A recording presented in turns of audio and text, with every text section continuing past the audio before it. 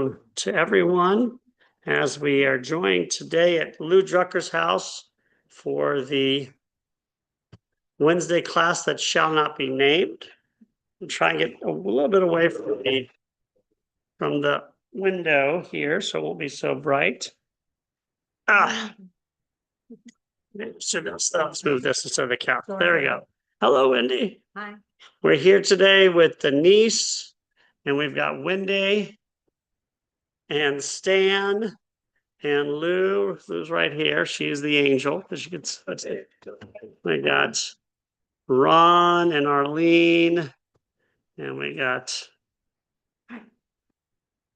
Eva, and we got Paul and Art and Carol and Wendy. Hi. And we're here to study. Now I have to leave a little early, unfortunately, because of a funeral of a wonderful family. So I will finish early and then we'll continue. So welcome to Michael again, and Stan and Denise and everybody watching on YouTube. We're going to study just a little bit of Shavuos today, just about 30 minutes of Shavuos. Is, of course, I'm not around you guys. I feel like it's okay. I'll look at this way, and now I'm going to go back and forth this way because it's pretty. I'm going to look this way because I'm at the camera, and I'm going to look over here. This is, you guys are pretty too. You are pretty. You're all pretty. That's right. Especially Michael. Michael's the prettiest, but we all knew that. That's right. He's here online. Michael's online. They all want you here, Michael, just to let you know. So we're going to talk about Shavuos, and we're going to have to do it like in several parts because we're going to talk about Shavuos from the biblical perspective. So Shavuot is the holiday coming up next week. It's a biblical holiday. It's one of the 5 major one-time holidays, along with Rosh Hashanah, Yom Kippur, Passover, Sukkot.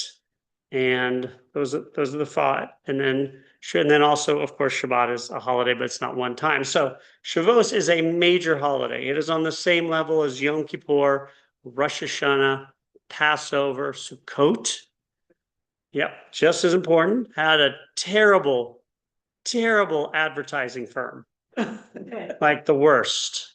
They went like, Passover spending millions of shekels and ancient different types of money to promote. And everybody knows about Passover, right? You're not Jewish, you know about Passover maybe. But nobody knows about, but a lot of Jews don't know about Shavuos. They don't realize it's as holy as any of the other days. But Passover has to do with eating. The Passover does have to do with eating. We'll talk about that a little bit in a second. But what we're going to do is we're going to spend this time and the next couple weeks on the biblical rules and laws of Shavuos. All right, so let's go over the biblical laws of Shavuos. All right, so first of all, it's a major holiday, like all the other holidays. Like you're not supposed to work. It's a non-working holiday, and you sacrifice. Okay. It is the 50th day, so there's 49 days in between Passover and Shavuos. All right, so you don't work, sacrifice, and it's 50 days after Passover, right? So that's the start of the biblical stuff. Now we're going to go over all the rest of the biblical stuff on Shavuos. Okay, great. We just went over Shavuos biblically. We're going to end our class now. It was nice seeing you guys. We're going to spend the next 2 or 3 Wednesdays just meditating because that's it. That's all there is on Shavuos. It's a major holiday, the 50th day after Rosh Hashanah. After Passover. Wendy. But I have a question. Yes. What's the definition specifically of Shavuos? Shavuos is the Feast of Weeks because Shavuot means week. Or weeks. Shavuos, weeks. So it means weeks, 7 weeks in between, right? So it's been talking with all of you guys. We'll see you again next week, or not next week because I have my son's graduation from kindergarten. But maybe we should talk about the post-biblical viewpoints of Shavuos. That's probably just as important. Now, what we have to understand about the biblical holidays is they give us very little about them, and then they never show anybody celebrating them. It's because probably everybody knew how to do it. It's one of those things you don't explain things. You don't explain, that you drive on the right. In America, you just drive on the right. You go to another country, they don't explain to you. You just got to figure it out. So everybody knows. So everybody knew about Shavuos, and so there's no need to explain anything. But for those of us who didn't live 3,000 years ago, it's important. So secondly, we have to understand that all the Jewish holidays, at least the three pilgrimage holidays, Sukkot, Passover, and Shavuos, which become pilgrimage holidays, we go to the temple and sacrifice. They're all agricultural holidays, so they should have ended because we stopped being agricultural people in Israel 1900 years ago. The Romans destroyed the second temple. We have another revolt. Rome burns everything, and we're not farmers in Israel. And the agricultural holidays are based on the agricultural cycle in Israel. Rain is here. There's no rain. This is when you plant. They're all set to what you plant and how you harvest and all these things, which I don't understand. So we could still say we'll do agricultural holidays in America, but America does not have anywhere near the same agricultural cycle as Israel. First of all, America's bigger, and there's different agricultural cycles depending where you live. And America gets a lot of their stuff from other countries that many don't have agricultural societies because it's set the whole year round. You're getting bananas all year round in America, right? Because they're growing them in places that it rains all year. So the rabbis had a very important task, and that is, how do we ensure the relevancy of the major holidays? Yom Kippur is easy. That's the only easy one. It is a day of atonement. All the other four, we have to figure out as we go. So Passover, what it is, it doesn't tell us a lot about it. Don't eat matzah. Don't eat matzah and don't eat bread. Basically, Passover, but we know it's a holiday of freedom. So this is 50 days later. Because it is 50 days later, there's got to be some kind of connection between Shavuos and Passover. And that's the most important key to the puzzle of Shavuos. Shavuot is 50 days after Passover. So that means there is connection. And so what was the obvious connection? Passover is the holiday of freedom, right? That is where we remember the Exodus from Egypt, plagues. We don't eat bread all week to remember they rushed out of Egypt. But freedom is not enough. So freedom is not enough, because if you give everybody freedom, you're forgetting the next step. Now, to leave Egypt, you need freedom. You need to have freedom first. The next step is just as important, maybe more important, but it can't happen without the first step. And that is purpose. We're all free. We have some freedom. Now, the freedom in ancient world is not akin to America, but they had some sort of freedom comparatively to being slaves in Egypt, but you got to have purpose. And what is the purpose based upon in Judaism? That's based upon God and the commandments and Torah, right? It's based upon the commandments and Torah. So we go to heaven, as we know, through the commandments. We believe in God through the commandments. God is giving us the commandments as presence as a way to live our lives. And so with that thought in mind, they decided Shavuos would be the time to celebrate the giving of the commandments. It's Mount Sinai. Now, is it exactly the moment when we're at Mount Sinai? That is debatable, as if Shavuos was at Mount Sinai, but that's when it was placed. It's decided this is the moment where revelation is celebrated. And revelation, in many ways, is the most important thing of all, despite the fact that Shavuos is the least celebrated of all of the major holidays. And I don't think it's close. If you're not really traditional, or if you're not really a synagogue goer, you're probably not going to do Shavuos, or maybe not even heard of it. It's also at the worst time of year. Why? It's when school is ending or it's in the summer. You got graduations, you've got people going on vacation, you've got finals.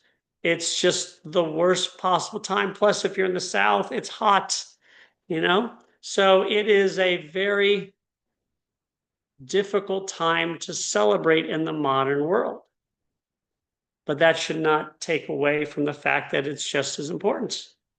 So we celebrate the commandments. Now, they also, the advertisers, did not focus on, or the people who celebrate the holidays, probably what is going to excite people. Like for young people, are you fast? I mean, that is a big deal. For Passover, you're not eating bread and you have to come up with all these creations. What do you eat on Shavuot traditionally? Cheese and milk products. This is the dairy. This is the dairy holiday. Okay. Cheesecake is probably the most famous today. Belinces, that's what we'll have at Shavuos. This is for a people where in 1928, 92% of all American Jews were Eastern European in origin, where all of our ancestors married their second and third cousins for 300 years. And because of us, we are all lactose intolerant. We are allergic to dairy. It is the most difficult holiday because they chose a very difficult food product. So it's not exciting. Cheesecake, yes, it's nice, but you can have cheesecake. We have a whole restaurant devoted to just cheesecake that everybody's heard of. Art. You say they, who made the rules? The rules were made. Who made the rules of dairy? These are the rabbis through the years, post-biblical, so post-destruction of the Second Temple, through the years, through the Talmud, through the Mishnah, through the Midrash, through the Shulchan Aruch, through the responsa, through the years, this is what it became. Celebration of Revelation. We'll talk about 10 Commandments in a second. And eat dairy because it's the land of milk and honey we're going to. Well, honey is not so bad. I don't know. They should make it the holiday of honey. But that would have been awesome because I love honey. And you know what? Who's allergic to honey? Almost nobody, because it's like totally natural. You know, it's like nobody's allergic to honey. We're allergic to bee stings, but yes, ours. But diabetics would have it. Diabetics would have a problem with it. You're right. It is not a diabetic holiday, but then again, you're right. Diabetics. Michael. You know, even though the tradition is to eat dairy, it's really not a law. It's not like eating bread on Passover. So if you don't like dairy, go have a steak. Right. There's no law that no, it's all. In fact, there are very few foods you have to eat on holidays. What food do you are you required to eat on Rosh Hashanah? None. You eat apples and honey, but that's a tradition. On Yom Kippur, obviously, you don't eat anything. On Sukkot, you're not required to eat any foods. Passover, you are required not to eat bread. And then later they added the rules. Passover is really the only holiday where there's a lot of food rules to it. Paul. Shavuot, you cannot get married, correct? Well, that's what we're going to talk about second. We're going to talk about that what comes next. He said you can't get married on Shavuot. That was to me, Right. because I want to marry her. Right. And I was in Israel, she had to come back. Right. And then she came back to Israel, then we became. Right. Yeah. So let's go over what happens because Paul brought up an excellent thing. We're talking about marriage.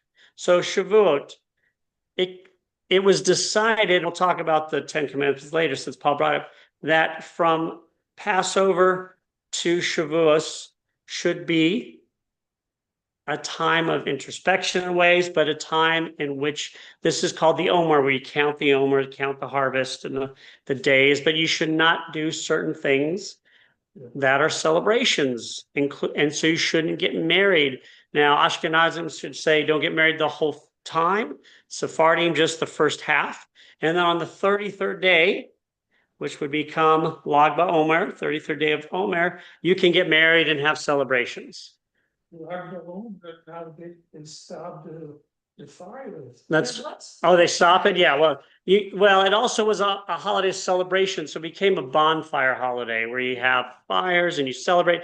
A lot of people don't do it now because obviously it's also not only situation Israel shows you where to bomb, but also if there's a hazard, if it hasn't rained in a long time, you're not allowed. It's not a rule that you set fires. It's a celebration. So people say we have to set fires. No, you don't have to. It's a tradition. But if you're going to burn down a forest, you don't do it. Or if you're going to signal the bad guys. But so you don't get married. You don't have a lot of celebrations. You get married on the 33rd day. It is the most popular day to get married in the Jewish world. Is the 30th. Now the Sephardim said you can get married the 33rd day afterwards. Ashkenazim say, no, you got to wait till after Shavuos. But you cannot get married on any of the holidays. You don't get married on, you're not supposed to marry on any of the holidays. Anyway, so you get married. Now, as for Revelation, that has also become an interesting development because some would say we celebrate the 10 Commandments, which are the centerpiece of, that's what the commandments God gives. God actually writes them before they're broken. And then Moses, you're either going to get the handwriting of God or the signature of Moses. You're doing pretty good either way. I mean, God is actually is preferable, but those were broken.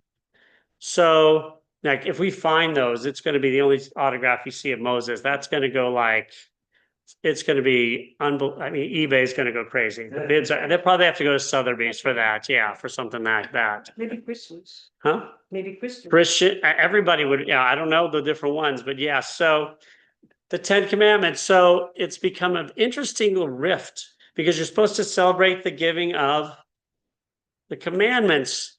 And a lot of times throughout history said we're celebrating the 10 Commandments. That's why I read the 10 Commandments. However, in the modern age, with the more Orthodox are not celebrating the 10 Commandments. They say we're celebrating the whole Torah. They're giving the whole Torah because it's believed God gave the whole Torah at Mount Sinai. But it's not just because they want to, it's because they see Reform and conservative Jews celebrating the 10 Commandments. And they're saying, no, we're celebrating more. You guys don't believe the whole Torah was given at Mount Sinai. We're going to show you. We believe the whole Torah is given at Mount Sinai.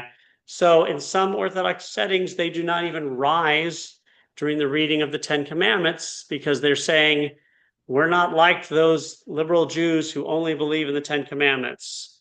So it's a really interesting how Jews sometimes don't get along. If you didn't know that, this is a revelation for you. Jews don't always see eye to eye on things. I mean, we generally get along, but we don't always see eye to eye on things. So it has become the holiday of the celebration of either the 10 Commandments or of the Torah itself. It has become the holiday of milk and honey, or as I like to call it, a second Yom Kippur, because I'm dairy intolerant. That is a joke, by the way. So I'm dairy intolerant. Okay. I've said it like 27 times. It worked the first time, but not the next 26. And so it is still a major holiday, but what do we do? Rosh Hashanah, we're in services all day. Yom Kippur, we're fasting. Sukkot, you build a sukkah and you live in it. Passover, we've got the Seder, most popular tradition in Judaism by far. So what are you going to do for Shavuos? Well, you can plant. You can always plant. For Shavuos is its revelation, the giving of the Torah, the 10 Commandments. So what are we going to do? Talk about it. We're going to study. And it's become the study session of all study sessions. It became so popular that traditionally some would study all night. So you got services, you do dinner services or services dinner, and then you study until dawn when you have morning services. And then hopefully you go to bed for a nap, right? So would the Orthodox include the women in the study? Women in the study, probably not. In some they would, depending if it's modern Orthodox or ultra Orthodox. Women are allowed to study certain things and just depends how. This day? Would be for some women they can study in the Orthodox world and some they can't. So it's just depending on, because, that's just, it's the way you look at it. Women have always been literate in Judaism. They've always had things to study. It hasn't always been the same as men. Now, in the modern liberal world, yes, it is. In the Orthodox world, in some Orthodox communities, it's okay. And in some, it's not. It just depends where you go. But you study all night.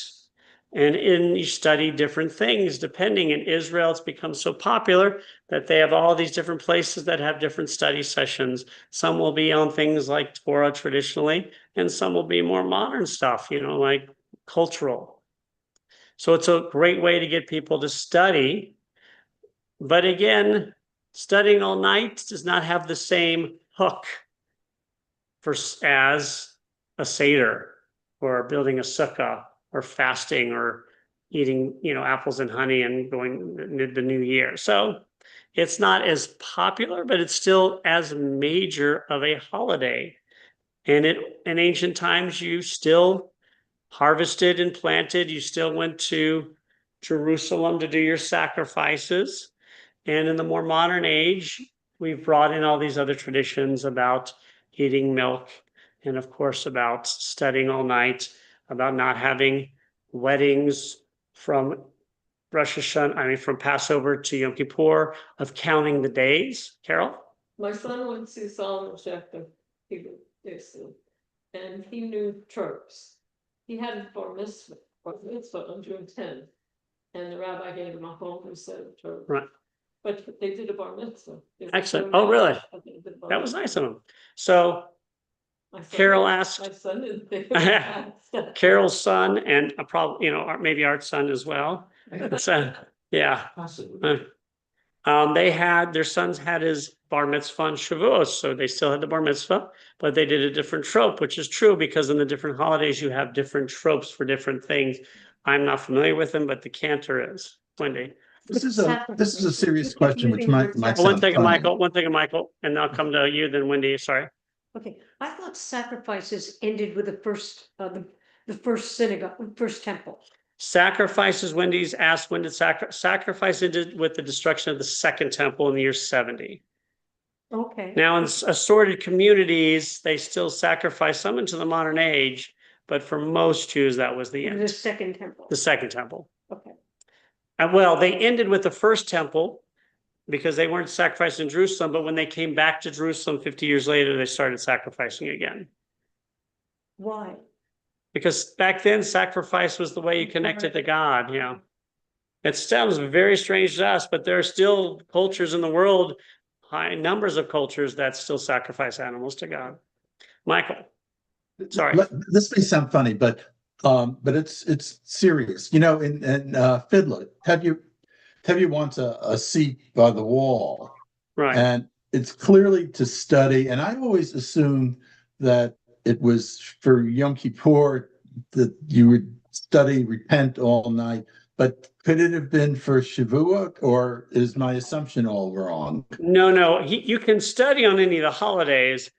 Some would say you're not supposed to study on holidays or not study certain things because they're holidays. Shavuos is the one you're supposed to study all night. You study all night. Now, was his village following this tradition? I don't know. Probably or possibly, but maybe not. I don't know how popular that tradition was in, certain villages. It would have probably been different traditions, but definitely studying different things on Shavuos has been a long-standing practice. But you're right. You can study on other holidays. Some would say you don't study certain things. Some would say maybe you don't study Talmud on holidays. You study other things, for instance. I think it's still. All right, so we're going to end now, and I apologize, guys. I'm so sorry. Again, there's a funeral. I'm actually not officiating at the funeral, but it's a funeral nonetheless that I want to attend. So we'll make announcements. Coming up, of course, is what holiday? Shavuos. Next Thursday night, a week from tomorrow, I believe. And every once in a while, we do something like show a movie and have a discussion. So this year, we're going to show my favorite Shavuos movie. We did it 14 years ago. Anybody guess what not Star Wars. That's my favorite movie. It is got one of the same actors in it. The best Shavuot movie of all time, hand down, not even close, is, drum roll please, Raiders of the Lost Ark. So we're gonna watch Raiders of the Lost Ark, and then we're gonna study about the Ark of the Covenant and the Ten Commandments. Not all night, but we'll study afterwards for a little while. So that will be, I think that will be only in person. I don't think we paid for the rights to show a What movie. date is that? That's a week from Thursday. So we're gonna have service dinner, which will include blintzes and cheesecake, I think. Certainly cheesecake. It'll be a dairy meal. Then we'll have the movie, and then we'll do studying afterwards. There's no class next Wednesday? Right. Next, there's no class next week because my son is graduating from kindergarten. He is not summa cum laude. I thought he was going to be valedictorian, but he was not. I was very disappointed. Yeah, The week after, we'll have it for the next many weeks, all the way through the summer. don't know class. I have a question about, kind of like about Shavuot and some other interrelated things. And we got another question coming. About the topic of the old meme about Jews having horns on their head. Right. Yeah. And with my understanding, I may be wrong, so perhaps you can enlighten me, that Moses came down from his 40 days and 49 sun on Sinai. The Hebrew describes it as radiant, golden, and kind of a halo. Right. And is it true that there was a misinterpretation in the Hebrew of the word halo, misinterpreted into horns? Yes. So So that when Michelangelo created a great, wonderful sculpting of Moses had horns, and I know 2, maybe 3 people personally who have been asked, "Can we see the horns?" Yes. We don't mean any disrespect, but so there's a passage with not Michelangelo, when Moses comes down and he doesn't have a halo, but he has some sort of aura, radiance, that there's a word that can be used as horns as well, or thought of. And so in some of the pictures throughout history, Jews have had horns, which is still a stereotype to this day. That is true. Michelangelo, I guess was in Italy. The Michelangelo is really very specifically horns. Yeah. Yeah. Oh, yeah. It's a word that, yeah. it's Specifically. not hair. Yeah. Yeah. But we'll talk about horns next time when we talk about more about the biblical aspects of Shavuot. But yeah, that unfortunately, Could speak to the Pope about that, but he can have them removed. I think we could, yeah, I don't think that's gonna happen. Sure. I don't think the Pope's gonna remove anything from Michelangelo works. I think if Jews tried to do that, it would create more harm than good. Okay, So what else is coming up? We have this Friday, we'll do Shabbat around the world. We're going to talk about talk about Jews in Italy. We've got Women of Mikveh Israel service on this Saturday. We're going to celebrate women. And women will lead the entire service. I think I may do Kaddish. And then, of course, at the end of the month, we have the Shabbaton. If anybody wants to come, we're going to be spending the night at Wesley Gardens. You can come for the day, for one of the days, all the days, Friday and Saturday, and Sunday morning, or you can spend the night. And that's a great thing our cantor has brought to our congregation, this weekend retreat. So, and we have lots of kids, lots of adults. It's like nonstop options of things to do.